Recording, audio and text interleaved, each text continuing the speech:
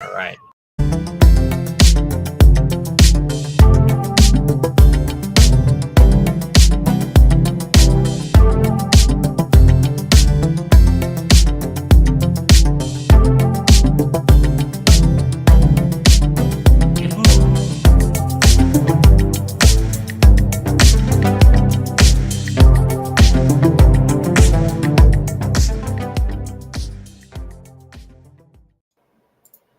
So many crazy things happening right now in our real estate market and our world.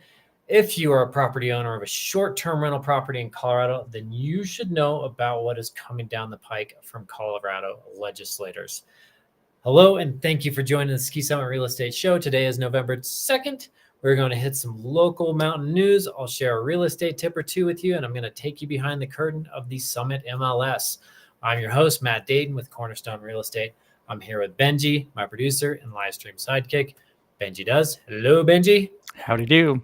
Howdy do. Howdy, howdy. Benji will be monitoring the chat for us this afternoon, so please feel free to chime in with any questions. So, goodness gracious, we got some things that are going to make some head spin right now with the legislature. I'm excited. I like talking about this kind of stuff. People are not too happy with what we're getting right now with this new bill number 6. Yeah. So, well, we've got the news question of the day. Where do you want to start at? Do you want to start right into it? Let's start with the news. All right. This is what I've got there. So let's start with that. Short-term rental owners versus the state. And I'll share my screen too, so that way they can see this nasty thing that's going on. So tell me all about it. I know. So again, it's just trying to come up with a solution to solve a problem of housing. And, I was listening to the audio on this whole thing in the Senate House talking about, the defenses of this is you got shops and restaurants that can't open their doors all the time because they don't have the employees, because the employees don't have the places to live. So this is where all this all comes from. However, they're looking at taxing short-term rental properties at a commercial property rate. So that's like 28%. Ooh. Yeah. That's going from like 7% to 28%. This is almost like adding insult to injury. Right. Because we were talking about how our property taxes went up so much, like 40, 50, 60%. Oh, yeah. Now they're going to slap that on there. They're talking about putting this through, and they've done this before. Like they've proposed this before, but the difference is right now they've got the majority. The majority is we're Democrat majority that's in favor of this, and it's got the Governor Polis backing it. So with Polis backing this, and the House majority behind it, it's not looking good. So if this happens, it would go into effect in 2026. But essentially calling anything rented less than 30 days is short-term rental, and anything that they would rent more than 90 days would fall under this delegation. So something to keep an eye out on. I don't know that there's much we can do about it, but it's definitely looking imminent. So one of the couple of stats. There's a quote from a guy, CJ Wiley, who's the corporate counsel for Evolve. It's a property management company that employs 600 people in Denver. He said 76.5% of all Colorado short-term rental properties are owned by Coloradans. This company estimates that imposing commercial tax rates on short-term rentals would cost the state's tourism economy $500 million in direct visitor spending as properties stop being offered as rentals. So there's just a lot of unintended consequences that I think would come out of this. So something to keep an eye on. Yeah. Big government. I hate having an opinion on big government now. Yes. We all have our opinions, right? Yeah. But they get you in hot water, don't they? Yeah. You know what the difference between a raven and a crow is? No, what's the difference between a raven and a crow? So a raven and a crow, a raven has one more pinion feather on each side, on each wing than a crow. So it's really a matter of opinion. But all right, sorry. You got me once earlier. I wish you guys could be here for when we have our pre-call. Matt just hits me with these dad jokes. I should just warn you. All right. We did the news. Question of the day or the real estate tip? Where do you want to be? We're gonna do. Let's go with the question of the day. What is our question? Last time we talked about colors, and I had a little sad face for you. This time we're talking about home decor. Do you lean more towards modern minimalism or cozy rustic charm? There's a whole lot of difference up there in Colorado. Ooh. What do you like? I think it depends on the location of the property. Okay. In my opinion. If you're like, if I see like little cozy rustic charm in the woods by a creek or a river, all the way, cozy rustic charm. You're like sitting on a precipice or on a hill with a big view and everything. Mountain modern, minimalist. That to me open up big doors that everything opens up, bifolds, garage door opens. That's what I would do. I think I'd have to agree with you. I think it's about the setting. Yeah. If it's done well, though, it's my opinion as an artist. Anything can be done tastefully and nice. Yes, you can make a Bilbo Baggins Hobbit hole. Yeah, and there are people that wish they had that. Bilbo Baggins has got a pretty sick pad. I gotta say. Yeah, unless you're tall. Yeah. All right, we'll jump right into the real estate tip this week. We're talking about pre-inspection advantage. Why do I want to get a pre-inspection? Yes. So pre-inspection is before you list your house, you get an inspector to come in, look at your property, and tell you everything that's wrong with it. So why would I want to know everything that's wrong with it? Ignorance is bliss, right? Well, not exactly, because it's going to come up. So, and you're going to have to deal with it. Chances are, if a buyer finds it, it could do, a couple things. It could just scare them away with, that's a bad scenario. Or they're going to think it's just going to cost way more and be much bigger deal than if you had just learned about it before. And now you can go ahead and take care of it and disclose that, it was this happened and we took care of it. And then it's kind of a non-issue, and it's going to probably end up costing less money in the long run. So pre-inspection, I would definitely recommend. Man, I've got to say, you look a million times better than usual today with the new Thank you. Is it the shirt? Yeah, it's the connection. Oh, shoot. Okay. No, you look great today. Thank you. All right, so we did our tip. We did the local news, question of the day. What we've got left is the MLS check, and then also how is the market? What I'm hearing is that there is a tale of two markets. What's going on over there? Yes. So we have properties that are coming on and going really quick and multiple offers and all that kind of stuff. So we got the demand. And then we've got other properties that are just, they're decent properties, but they're just sitting. So a lot of people are kind of still in that mindset. Well, I want to leave a little wiggle room to negotiate, or the market's at a place maybe it really isn't. So maybe they're pricing it too high, or there's some objections. So with that, I would definitely continue to watch the properties that have been on the market longer.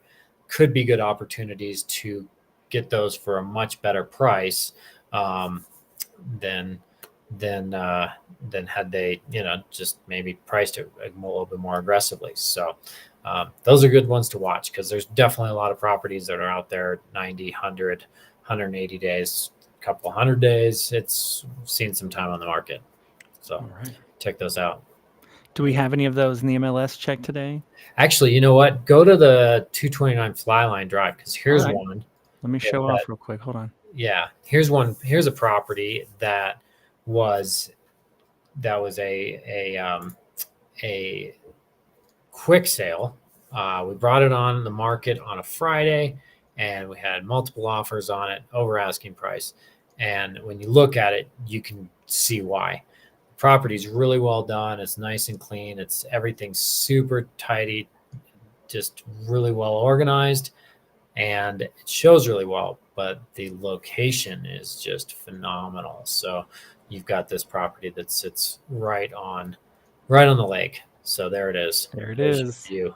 And I mean, that is, that's a property that There it is is.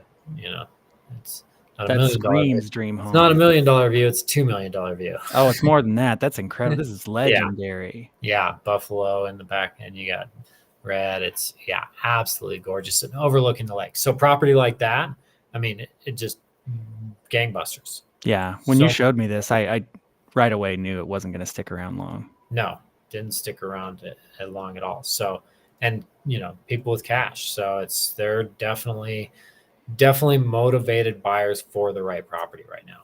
And that thing was the right property for sure. Yeah. So, all right. Should we jump into the 5 listings real quick? Let's check out the 5 listings. All right. Let me share. Top five. Doodaloo. I think it's this one. There we go. So here we go. Top 5.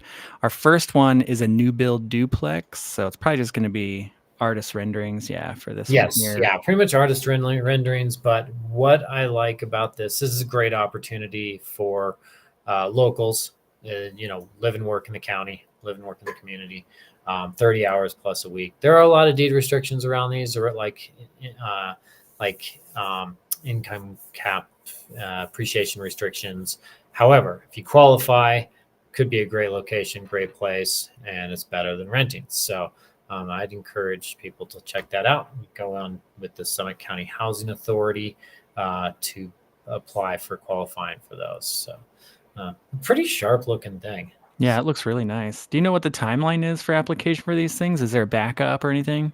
Not exactly sure. Yeah, just to go into that Summit County Housing Authority to check. I know that there's a lottery for them, so they're in. Oh, okay. All right. Yeah. So there is a lottery. All right. Definitely high this demand. page in real quick.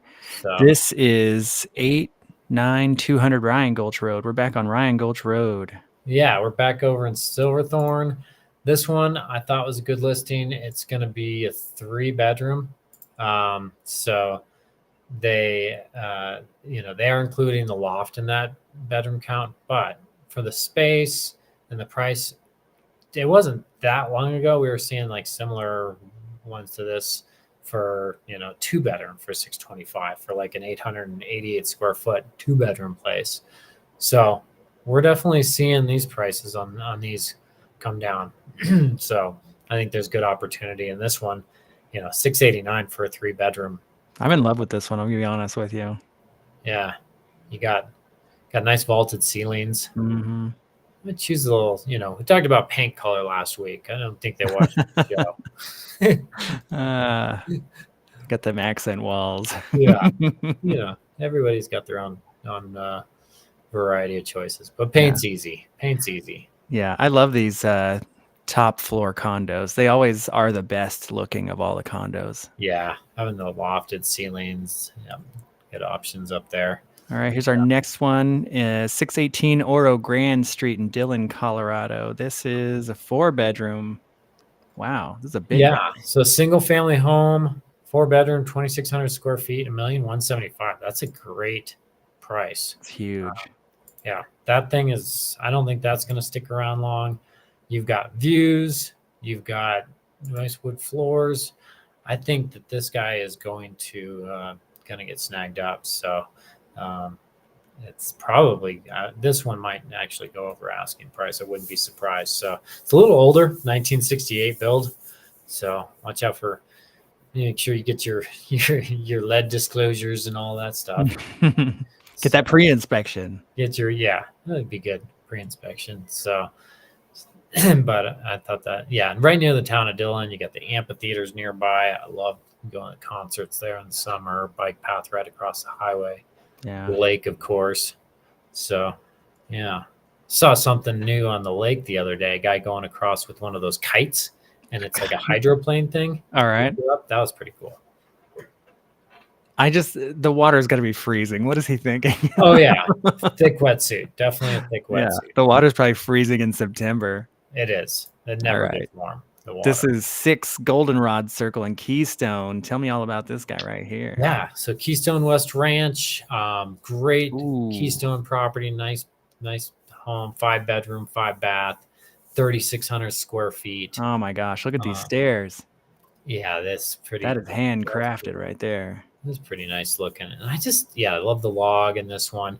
And I just love Keystone Ranch. Keystone Ranch is just a cool neighborhood. You got nice spacing between the houses. You got lots of open space around this one. So I thought this is incredible, man. That's a good looking place. Now you got your kind of your mountain decor. Yeah. There it is. Nice. The bunk room. Polar bears. Comes with polar bears. I'm just looking for that hot tub now. There it is. There's the hot tub shot. I called it. What did you say they're changing about the hot tubs now? Something about the amount of water you got to report it or something? Oh yeah, that's if you're on a well, that you want to check into water rights if you're on a well, whether you can, because sometimes you might need to have a hot tub or a company bring you water to fill up the hot tub. So is that the typical case for everybody? But like, is almost everybody on a well out there? No, a lot of people are on city public water. So, but there are quite a few wells. Look at this thing. This is 181 Red Fox Court in Breckenridge. This looks like a movie. Yeah, this is now. So the question is, the last property or this one? Which would you choose? Because they're right around the same price. So this is crazy. That's a view. So the thing, yeah, that is quite a view. You said they're pretty close in price. Did I not catch that? Yeah, what is the other one was? Let me go back and look. $2,550,000. This one's $2,590,000. Wow, what a big difference! Yeah, 30, and they're right about the same size. So, yeah, I don't know. The biggest thing, this one up at 181 Red Fox Court, you get higher, you get the views. That's always kind of the trade-off. It's like you want those just epic, huge views. You got to go typically up in altitude. So, and then you want to weigh out whether you want to be that high in altitude or not. So there are some things that come along with that. So, the air is thinner, there's more snow, winters are longer. But pipes coming out of the middle of your countertops. Pipes. What is that? I don't know. Interesting. It is interesting. I don't know. Yeah. Is that supposed to be that way, or did somebody not think that through? I don't know. I'm wishing we had a better photo of what's going on over there. Right? To just go over there and find out. But it all, it all pans out. That's Mount Helen there. Yeah. Look at that. Sweet. Beautiful pretty colors. Cool. What a pretty house. It is a really pretty house. Definitely can't beat those views. That's for sure. No, every one of those windows looks like a painting. It's beautiful. Yeah. Really, really impressive home. I like this one a lot. Yeah, it's pretty sharp. So, well, awesome. That concludes for today. That was a quick one. Yeah, it is. Time flies when you're having fun. So, well, awesome. Thank you, Benji. Appreciate it. That has been the conclusion of the Ski Summit Real Estate Show. Thanks so much for joining us. If you enjoyed the episode, please leave us a like below, share us on social media, subscribe to the channel, and don't forget to check the description for the links to the things we mentioned in the episode. I'm Matt Dayton with the Ski Summit Real Estate Show. Hope to see you in the mountains soon.